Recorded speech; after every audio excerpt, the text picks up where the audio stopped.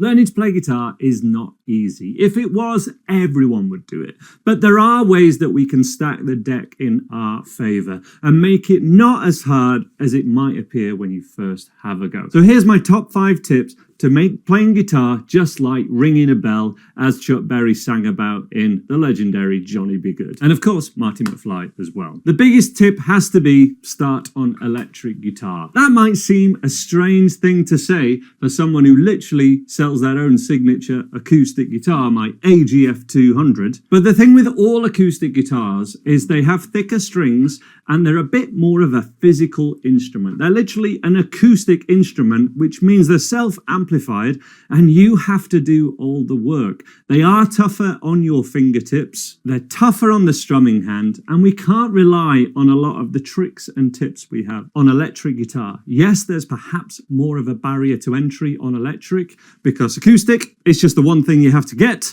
Electric, we do need a lead into an amplifier or into something. You know, there's apps these days. There's so many options these days. However, once you're set up with a sound that you're happy with, it's just a lot more fun to be able to strum things that are loud and perhaps trying something like getting in drop D tuning and playing one finger power chords or even open power chords.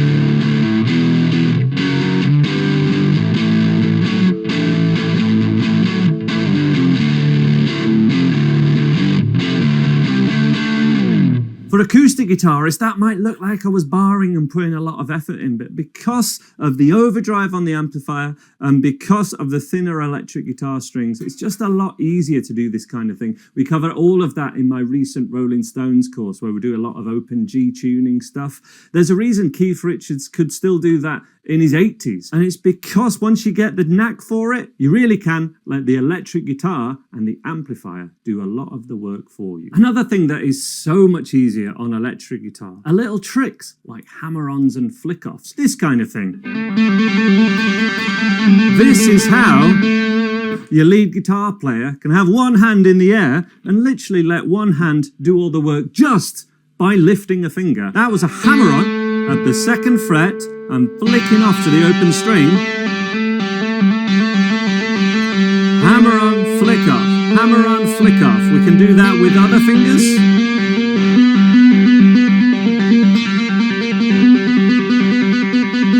And even a beginner, if that's what they focus on, that is something that you can learn very, very quickly. And suddenly you can see how people can play really fast without having to basically pick every note. We can just do it. A great riff that uses this idea would be Man Who Sold the World. The Kurt Cobain Nirvana version from Nirvana Unplugged goes 2-2-2-0 to hammer on, flick off.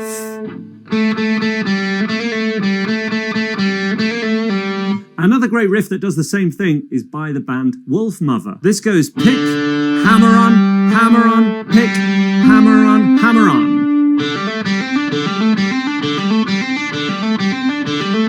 What's my picking hand doing? Any beginner can learn to do that. And any beginner, if they focus just on this, can make a lot of progress by first of all looking at hammer-ons and then looking at hammer-on and flick-off combinations. You get all the strength and speed in the early months and years of playing guitar are typically going to come from your fretting hand, not your picking hand. That comes a little later for most people. Fretting hand stuff, oh yeah.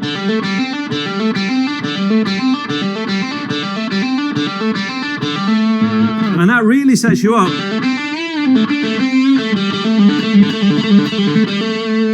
to do a lot of fun stuff. And yes, that's a bit more advanced, but with the hammer on and flick off idea, you now know how that's done. And there's a lot of, you know, riffs that are actually alternate picking and stuff like Thunderstruck. If you do that just with hammer-ons and flick-offs, that's actually a lot simpler for a beginner to get their head around, someone who's new at guitar. Not for everyone, you have to find what works for you, but it can work for a lot of people. Now, probably the most common complaint after trying to play faster and trying to just play chords and get your chord changes better is strumming. Strumming is such a big hurdle for a lot of people. Whether you play acoustic or electric, my biggest tip is to tap out the rhythm. If you're struggling with the rhythm guitar part, learn the rhythm first, and it's probably not the downs and ups. Once you're beyond the basics, not the downs and ups that's giving you problems. It's the fact that it's just a more complex rhythm than you're currently used to. Take something as straightforward as Wonderwall, for example. Can you tap it out? Can you go bum bum bum ba ba da ba dum bum ba ba da ba dum bum bum bum ba da ba da da? Can you tap it out? Doesn't matter whether you use left or right hand. And can you tap out, importantly, variations?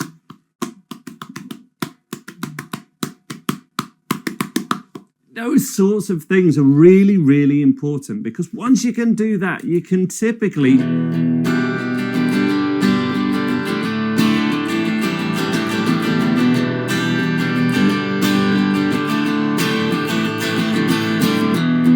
get some nice variations happening, as long as you've got the basics down of being able to go down and up. Doing the little tricks, like a real gateway song for a lot of people is That's Entertainment, because it has the mix of the faster 16th strumming with a more typical 8th rhythm. So for example, that's the 8th rhythm and that's the 16th.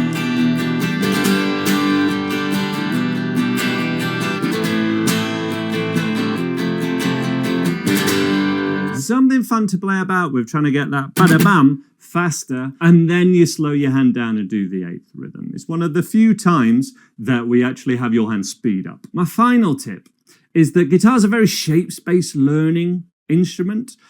It's a bizarre way that the neck's laid out, much harder than, for example, a piano, which is quite rudimentary to be able to play every C note on a piano or an E note. Once you know where the black and white keys are, you can just bum, bum, bum, bum. You can work out where all the notes are. On guitar, the same note, for example, the open E string, that E note occurs 5 different times on the guitar neck. 1, 2, 3, 4, 5. That is kind of mad to get your head around. But there's a great advantage to that, and that's that this E sounds very different to this E, even though they're the same pitch. And getting that idea of pitch, those are the same pitch, the very different tone or timbre, and really identifying that by ear and being very clear that that's the same pitch but a very different tone, and being able to recreate that either on the guitar or with your amp settings. The people who get that make a lot of progress very quickly. And also the people that, even with things like shape 1 minor pentatonic, that get that they can move this 2 frets higher, and that is then the B minor pentatonic. Or you can then play the same shape as this, but then a string down, and get that you're playing the E minor pentatonic, because this are actually the same notes but in a different position. And putting that together, again, the people that get that make a lot of progress very quickly. And if that's a real head scratcher for you, then you really want to work on finding the octaves of your guitar neck. For example, this G is an octave higher than this one, and it's 2 octaves higher here than here. We also have another octave here, and then we have an octave as a C shape here, 12th fret, that's another G. So we have 1, 2, 3, 4, 5, 6 per 12 frets, and we have that for every note on the guitar between any 12 fret distance. Yes, that's just got to fully intermediate level, but that's an example of the thing that really hits so much. But to finish this video, and just to pull this right back to its basics, remember that a lot of the best guitar solos ever in some of the greatest songs of all time are actually based around just one note. It's how you play that note and the song that it's playing over that's actually the important thing. Don't believe me? What about this one?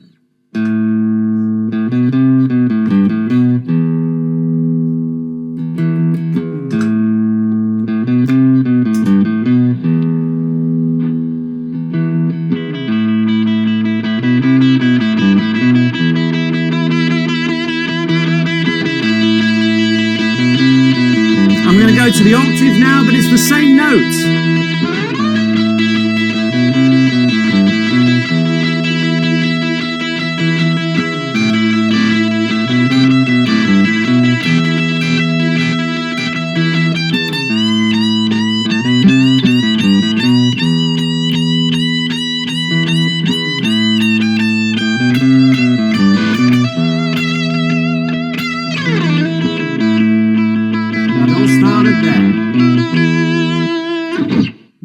Never forget that. I'll give you one more one-note guitar solo. Only one note in the whole thing. It's by one of the great bands of all time, the Ramones. It's I Wanna Be Sedated. The riff goes like this.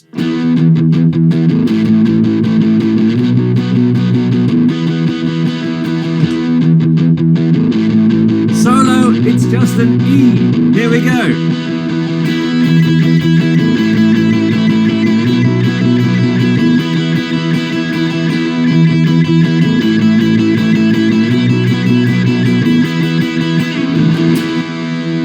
Definitely one to try out if that sounds like fun to you. But remember, guitar and music is what you make it. People like me who try and teach people were often forced to put songs in a grade order or an order of difficulty, but that totally neglects that guitar at its purest form is a perfect mix between art and craft. It's literally pure art and pure science working together 50-50, and don't neglect the art side of it. Don't neglect that feeling and the emotion that can come out of just hitting these bits of string fastened to a plank of wood and making something from it. Remember, just pick a chord, go twang, and you've got music.